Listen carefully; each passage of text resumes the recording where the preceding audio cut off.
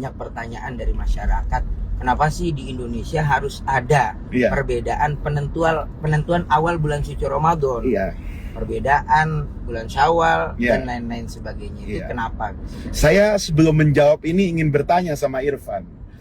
Seingat Irfan di usia tamyiz 10 tahun sampai hari ini ya, kira-kira seingat Irfan di Indonesia itu memang puasanya selalu berbeda ya? Ya, beda Gus. Ya, artinya hampir setiap awal puasa kita memang terjadi perbedaan. Idul Fitri juga begitu kan Irfan ya? Baik Irfan ketika ada di Depok, di Jakarta, atau ketika pulang kampung ke Banjar, ya kan? Ini fenomena yang sering terjadi di Indonesia. Tetapi sebelum saya jawab juga, Irfan ingat kan pernah sekolah di Maroko juga ya? Kalau di Maroko kira-kira awal puasa, awal Idul Fitrinya sama nggak Irfan? Sama. Sama ya? Nggak ada perbedaan.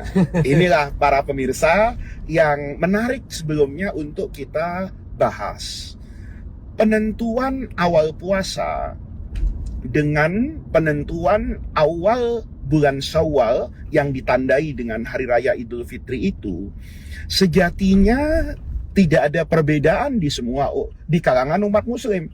Ramadan itu ya harus tanggal 1 Ramadan. Syawal itu juga tanggal 1 Syawal.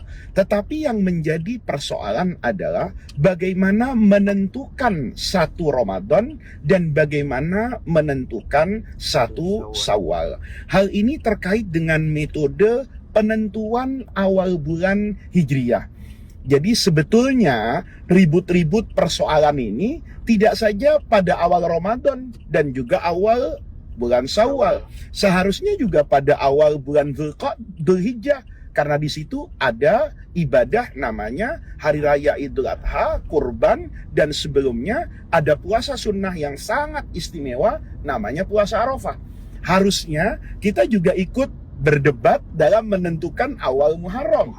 Karena di situ untuk sampai pada puasa dengan pahala yang besar yang namanya puasa Asyura, puasa tanggal 10 Muharram, itu hanya bisa kita sampai ke 10 Muharram kalau kita sudah menentukan kapan tanggal 1 Muharram. Jadi para pemirsa, sejatinya perbedaan ini adalah perbedaan metode menentukan awal dari bulan Hijriyah. Mayoritas ulama, dan ini yang kemudian tadi Irfan sudah verifikasi ketika di Maroko. Saya melihat bagaimana dahulu di Arab Saudi, bagaimana kemudian di Mesir, bagaimana kemudian di Syria.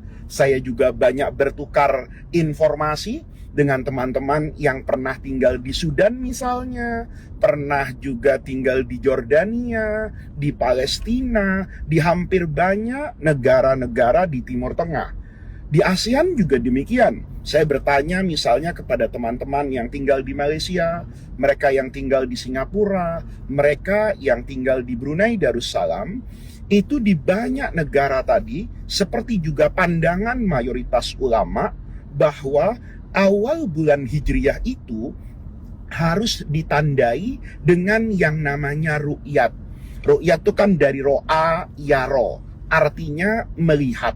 Jadi Bilal itu dilihat setiap tanggal 29 akhir bulan Hijriyah.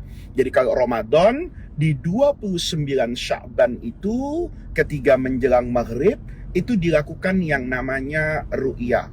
Ya, ru'yah itu tentu para pemirsa nanti bisa mempelajari lah ya. Itu menentukan ijtima, menentukan huruf dan sebagainya. Kalau kemudian nanti ketika matahari terbenam itu hilal kelihatan muncul, maka dalam pandangan mayoritas ulama esok hari itu masuk bulan baru gitu loh. Itu tanggal 1 Ramadan. Kalau dilakukan 29 Ramadan berarti besok adalah tanggal 1 Syawal. Dilakukan 29 Dzulqa'dah berarti besok adalah 1 Dzulhijjah. Itu namanya ru'yat. Sementara di Indonesia ini ada beberapa ulama dan ada beberapa ormas Islam misalnya yang memiliki sudut pandang bahwa awal bulan Hijriyah itu ditentukan dengan menggunakan ilmu yang namanya ilmu hisab. Ilmu hisab ini sebetulnya ilmu yang tua. saya rasa hampir semua pesantren di Indonesia itu mempelajari ilmu yang namanya ilmu falak, yang nanti melahirkan ulama-ulama yang memiliki kemampuan untuk melakukan yang namanya hisab, dihitung antara perputaran bulan, matahari, bumi, sehingga nanti mereka bisa mengetahui kapan tanggal 1 Muharram, kapan tanggal 1 Rabiul Awal, kapan 1 Ramadan, dan begitu seterusnya. Ilmu ini, Irfan, sebetulnya juga dimiliki oleh mereka-mereka yang tadi saya katakan dalam menentukan bulan itu menggunakan yang namanya ru'yat. Nah, ru'yat bil fi'li. Mereka itu juga ahli hisab. Nah, tetapi kemudian hisab ini dipakai sebagai panduan. Misalnya para pemirsa, kita di Indonesia itu dulu mengatakan bahwa hilal itu bisa dilihat kalau ketinggiannya itu sampai 7 derajat. Kalau 7 derajat itu bisa terjadi ru'yat. Kalau hilal tidak sampai 7 derajat di masa lalu dengan alat-alat yang terbatas itu seakan-akan tidak bisa diru'yat. Nah, hari ini kan sudah turun itu standarnya. Distandarkan baik Indonesia dan banyak negara itu adalah 2 derajat. Kalau 2 derajat ini mungkin untuk dilakukan yang namanya ru'yat. Jadi di sini sebetulnya ilmu hisab itu juga digunakan oleh mereka yang menggunakan ru'yat bil fi'li. Oleh karena itu kita bisa lihat mereka sebelum melakukan ru'yat itu juga mereka melakukan yang namanya hisab. Nanti hisab ini kemudian dipastikan keberadaan hilalnya, karena boleh jadi antara satu ahli hisab dengan ulama yang satunya itu boleh jadi hisabnya akan berbeda. Nah, oleh karena itu ketiga hal ini terjadi, akurasinya kemudian dibuktikan dengan yang namanya ru'yat bil fi'li. Nah, sementara teman-teman yang ada di Muhammadiyah, sahabat-sahabat kita juga para ulamanya itu menganggap bahwa kemajuan ilmu hisab dewasa ini yang memiliki tingkat akurasi yang sangat baik itu sudah tidak lagi membutuhkan yang namanya ru'yat, sehingga mereka bersandarkan kepada hisab. Nah, ini sebetulnya terjadi bukan saja di Indonesia. Saya juga punya guru misalnya waktu belajar di Mesir ya, itu yang juga berpegang teguh kepada hisab. Tetapi kemudian, ini yang kemudian kita ceritakan tadi itu, kenapa di banyak negara tidak terjadi perbedaan? Karena kewenangan untuk memutuskan, itu yang disebut di Indonesia itu sering dengan kata-kata isbat. Kan pernah dengar sidang isbat? Untuk menentukan itu, di banyak negara muslim itu dilakukan oleh mufti negara. Di Mesir, mufti yang mengumumkan. Di Arab Saudi, mufti yang mengumumkan. Di Syria juga begitu. Di Sudan misalnya ada lembaga namanya Majma' Fikih dan sebagainya. Itu yang kemudian mereka-mereka lah yang memiliki kewenangan untuk menentukan awal Ramadan. Mereka semua sama dengan jumhur ulama, keputusannya selalu didasari oleh ru'yat, sekalipun mereka juga ahli dalam bidang hisab. Nah, itu yang kemudian juga diambil oleh pemerintah Indonesia dalam sidang isbat, mendengar masukan dari semua ormas, juga mendengar ru'yat-ru'yat yang dilakukan di banyak titik, baik oleh pemerintah itu sendiri maupun oleh ormas-ormas yang ada. Hanya saja ini yang perlu kita sikapi dengan arif, ormas-ormas Islam di Indonesia ini kan ada yang lahir sebelum adanya negara Kesatuan Republik Indonesia. Usia Muhammadiyah itu dan usia Nahdlatul Ulama, Persis dan sebagainya itu kan lebih tua dari usia Kementerian Agama dan juga dari usia Republik ini sendiri. Sehingga tradisi di masa lalu nih, di masa lalu itu untuk memulai Idul Fitri, memulai awal Ramadan, itu kan umat dulu selalu bertanya kepada kiai kan.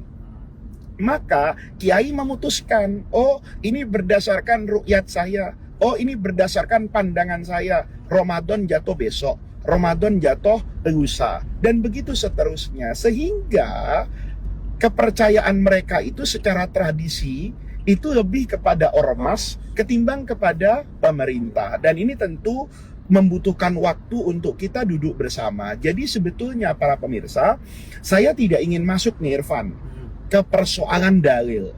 Karena dalilnya memang cukup kuat untuk mendukung ru'yat, dan ada dalil juga yang mendukung hisab.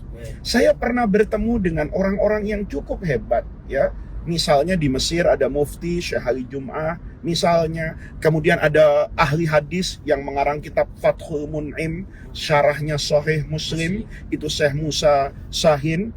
Itu beliau dalam beberapa muhadharah ngajar, pengajian yang pernah saya dengar, atau dalam karya beliau-beliau itu yang beliau tulis, itu memberikan dukungan loh kepada yang namanya hisab. Tetapi mereka tidak pernah menggunakan hisab pribadinya, mereka tidak pernah menggunakan kecondongan pribadi mereka kepada pendapat apapun kalau itu bertentangan dengan mayoritas umat Islam di sana. Jadi dulu guru-guru saya itu mengatakan ini bukan cuma persoalan sumu li ru'yatihi, tapi kan ada hadis lain yang menyatakan kalian itu berpuasa sumu yauma yasumun nas. Kamu puasa ketika orang banyak juga berpuasa, kamu berbuka artinya masuk hari raya Idul Fitri ketika mereka juga berhari raya Idul Fitri. Oleh karena itu guru-guru saya Irfan itu sering ketika kita tanya ya, beliau dalam beberapa pengajian, dalam beberapa ceramah yang kita dengar mendukung sekali untuk menentukan awal bulan itu dengan metode hisab tadi. Tetapi kemudian ketika prakteknya itu mereka tunduk pada ru'yat. Apa jawaban beliau-beliau? Kata beliau-beliau begini, saya ini lebih suka ya mengikuti pandangan orang banyak daripada sekedar mendukung pendapat pribadi saya. Padahal beliau-beliau itu adalah orang yang seandainya berbeda pandangan dengan masyarakat, itu dikatakan khilaf yang mu'tabar. Yang kita dalam fikih itu kan ada dikatakan pendapat yang aneh, sudud, sad, ada khilaf-khilaf yang mu'tabar. Yang mu'tabar itu tentu kalau yang berbeda pandangan itu kan memiliki modal yang cukup kuat dari aspek keilmuan, integritas, dan sebagainya. Dan itu dimiliki oleh guru saya. Tetapi keinginan untuk menjaga kebersamaan itu lebih beliau utamakan ketimbang hanya mengikuti pandangan pribadi. Oleh karena itu, sejatinya ke depan, kita ini perlu melihat perbedaan pandangan fikih itu bukan saja dari sudut pandang yang satu, tetapi juga melihat sudut pandang yang lain. Duduk bersama, kemudian melihat kemaslahatan, melihat kebanyakan paham yang dianut oleh mayoritas umat Islam di dunia, sehingga kita bisa berlebaran di hari yang sama dan juga memulai puasa di waktu yang sama. Nah, ini pertanyaan lagi, Gus. Ya. Kira-kira kalau misalkan kayak sekarang, Muhammadiyah duluan puasanya, ya, kan kemungkinan nanti lebarannya bareng. Ya. NU puasanya terakhir lebaran. Ya. Boleh nggak, Gus? Ya. Puasanya ikut NU.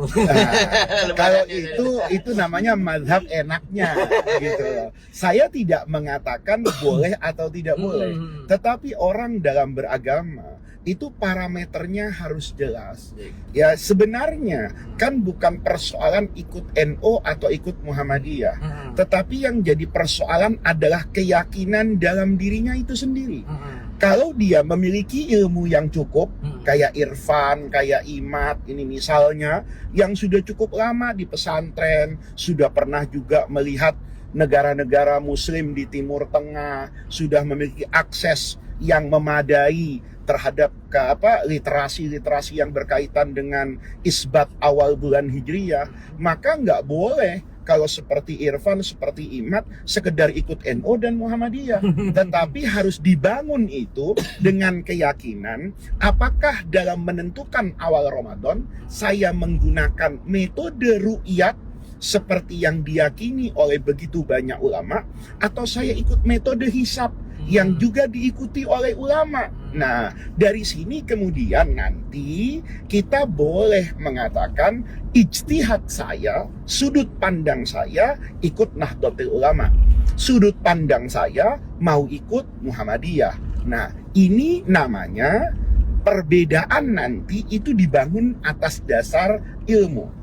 Mungkin ada orang bertanya, Irfan, bagaimana dengan orang awam yang tidak memiliki kemampuan untuk membaca literatur, tidak punya literasi yang cukup juga tentang hal ihwal isbat bulan Hijriyah? Maka kalau saya mengatakan orang awam itu sederhana kok, ya, dia bisa bertanya kepada gurunya, guru di mana dia ngaji, guru yang mengajarkan dia dulu sholat, Quran, atau bertanya kepada orang yang memang memiliki kapabilitas keilmuan untuk itu. Dan para pemirsa yang ingin juga saya sampaikan, ketika terjadi perbedaan pandangan dan kita menerima sudut pandang itu sama-sama memiliki dalil, maka ada satu kaidah di dalam fikih itu yang mengatakan bahwa hukmul hakim yarfa'ul khilaf. Ketika terjadi ikhtilaf seperti ini, kita mengikuti pemerintah dalam hal ini, bukan kemudian diartikan nih, karena habis pilpres, habis pemilu, wah ini pendukung pemerintah, atau dengan bahasa yang kasar, pendukung rezim. Bukan sebetulnya. Tetapi melihat kemaslahatan terkait dengan kebersamaan umat ini. Begitu kemudian kita katakan, sudah, kita ikut keputusan pemerintah. Kenapa ikut keputusan pemerintah? Karena dalam sidang isbat itu, pemerintah kan mengakomodir semua ormas Islam, mengakomodir semua hasil ru'yat yang disampaikan, kemudian metode ru'yat itu juga diikuti oleh mayoritas para ulama di belahan dunia ini. Maka saya kemudian mengatakan saya ikut ulama karena metode penentuannya itu sudah sesuai dengan apa yang diinginkan dari pemahaman banyak ulama terkait dengan syariat. Maka saya ikut itu, saya ajak orang untuk bersama agar awal Ramadannya sama dan awal Syawalnya juga berlebaran bersama. Alhamdulillah, kalau kayak gitu enak, Gus. Akur rukun. Iya. Yang paling penting itu tadi harus melihat begitu banyak kemaslahatan.